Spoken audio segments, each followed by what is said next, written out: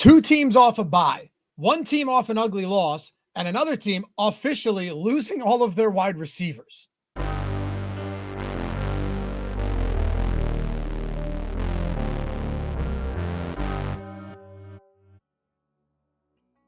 Hey, Dave Lackman here. As always, appreciate you guys hanging out. We got another doubleheader on Monday Night Football. As always, if you're not following me on Twitter yet, hit me up, Loughy_D, if you enjoy talking football. Otherwise, give me a solid here. If you appreciate this content along the way, maybe it's helped you this season, hit that thumbs up, subscribe to the channel. And if you hate it, hit the thumbs down, but be sure to do it twice. And as always, leave a comment down below. Let me know your thoughts on these games, because I'm telling you right now, there's multiple paths that all of these games could take, and we're going to dive into it, starting off with the Bills and the Falcons. Now, the Bills are 3.5 or 4.5 point favorites, depending on where you look. So if you like the Falcons here, as always, weekly disclaimer, shop the odds, don't be silly, get the best line available to you. 3 and 4 may not seem like a big deal, but in the grand scheme of things, it is. You got the Falcons coming off a bye here. They're at home. The Bills are coming off a bad home loss as well to a divisional opponent. And, you know, when I say a bad loss, I don't mean bad in the sense that, like, they lost to the Titans. The Patriots are a good team. I've been saying that for weeks now. Like, this is a pretty good team, man. Drake May is coming into his own. That defense looks good. They're a good football team. But it's a bad loss in that, you know, they were 7.5 point favorites at home. But they were due, you know, both sides. I mentioned the Tuesday's picks for every game, though. I do that every Tuesday, picks for every game. We get it early. We try and beat the line movement there, get good closing line value. That in the event that Atlanta keeps this close, right, or keeps this to a one-score game, like a very competitive game, feels like it has to be through Bijan Robinson in the run game in general. I already posted this to Tails. I have two same-game parlays for this. One at the end of this video, which I do every time, right? That's going to be, we're going to have the Bills win mindset in mind for that build. We got a 50% boost on Bet365, but I posted one exclusively to Tails too with the other side because there's so much ambiguity. So we're going to see if we can kind of take both sides. If we hit one of them, we're going to be swimming in it regardless. So hit me up over on Tails if you haven't yet. Link is down there.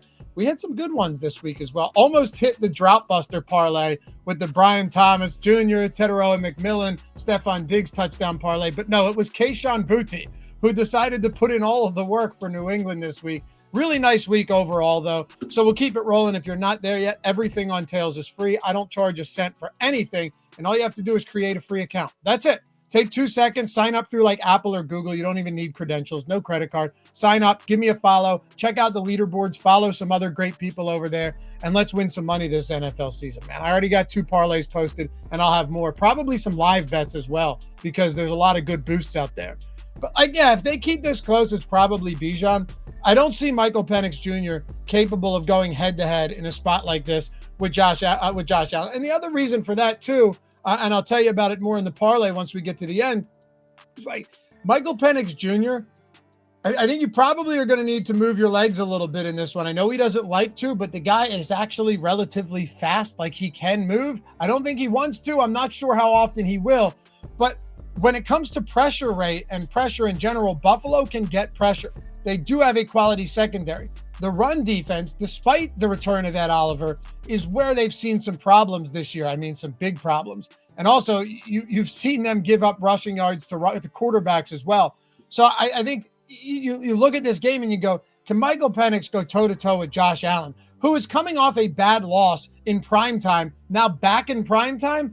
It feels like the type of game where you say, you know what? They get back on track. McDermott fixes the problems last week. And let's not ignore one really important thing here, right? This was a game where Buffalo, metaphorically speaking, shot themselves in the foot often. We saw Kansas City do it against Jacksonville. We saw the Eagles do it against Denver a couple of weeks back. We've seen a whole lot of this lately. If you can fix those, I mean, the Jets do it every single week. If you could fix those problems, and I don't believe Aaron Glenn can with the Jets, but I believe McDermott can with Buffalo, they should be in decent shape today. They are still one of, if not the best team in football. Give me the Bills -3.5. We bet this one. I posted it on Tails earlier in the week already. All right, Bears and Commanders, doubleheader here. Then we'll talk the parlay.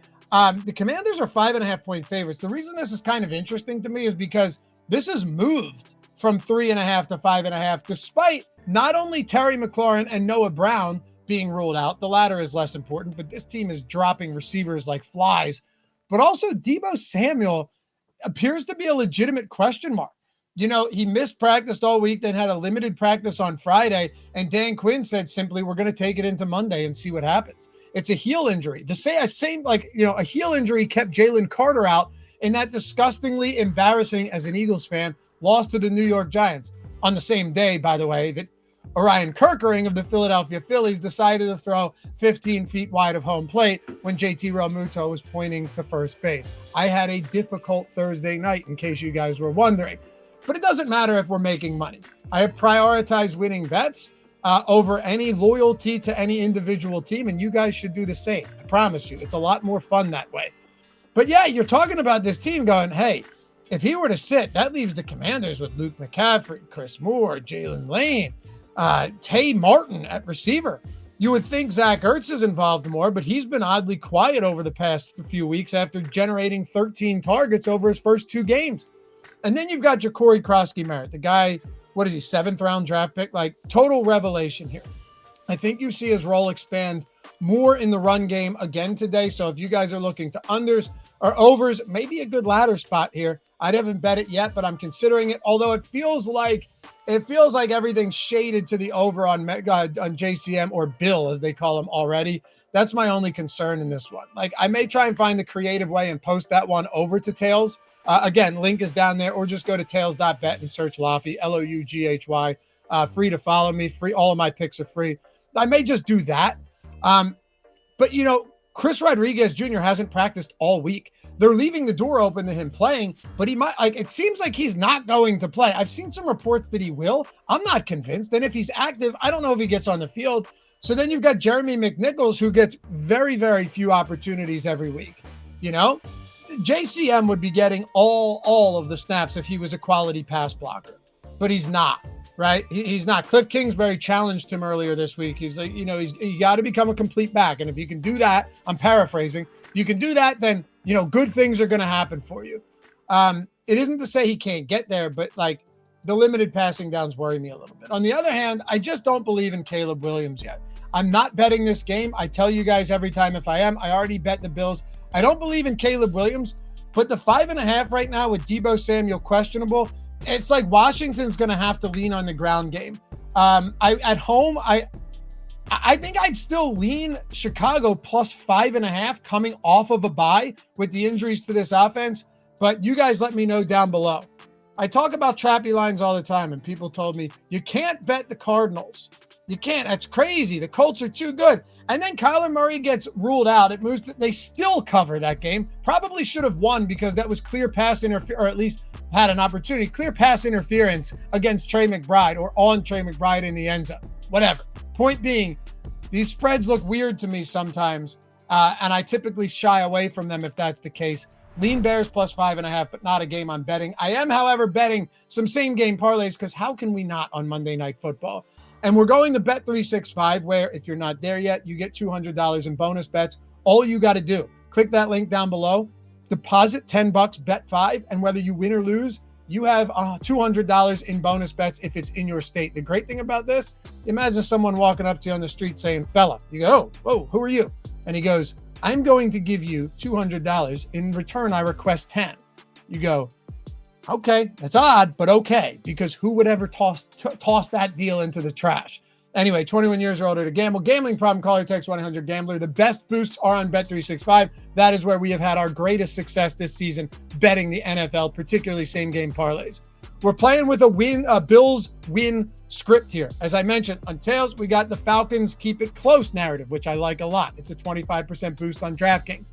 Michael Penix over 6.5 for rushing yards. I know it sounds crazy. The Bills get gashed by rushing quarterbacks. They flush them out of the pocket. I think he's going to have to use his legs at least a little bit, even though he's a pocket passer, but he's not a statue, if that makes sense, right? He's a pocket passer, but not a statue. Those are two different things. Pocket passer, but not Matthew Stafford. CJ Stroud, if he needs to, who's a pocket passer, he can take off. And I think you get one or two of those opportunities like we saw in week 1 against the Bucs from Penix today. And I think you could see them playing from behind with the pressure, with a good secondary, no Darnell Mooney, limited options. He's going to have to do stuff with his legs, even if it's once or twice, which is why I want Bijan Robinson over 31.5 receiving yards here as well. Full disclosure, we bet the over 29.5 receiving yards on BetMGM on tail earlier in the week, now on Friday night, but I don't hate this here. He's going to be targeted. There's just no doubt. With no Mooney, number one. Number two, if they fall behind, Bijan Robinson has been a primary outlet for Penix Jr., and he's making big plays with his legs in the passing game. And finally, Josh Allen under a half a reception. We're getting this. I think it's $20 limit I have over there to win 165. We'll take that all day long. And we got the other one. So we're going to play contrasting narratives here. We're going to have some fun with Monday night, easy for me to say, with Monday Night Football. As always, I appreciate you guys hanging out. I'll catch you over here for tomorrow. Picks for every game heading into week 7. Otherwise, I'll see you on Twitter. I'll see you on Tails. Hit that thumbs up on your way out. And good luck tonight. Bye-bye.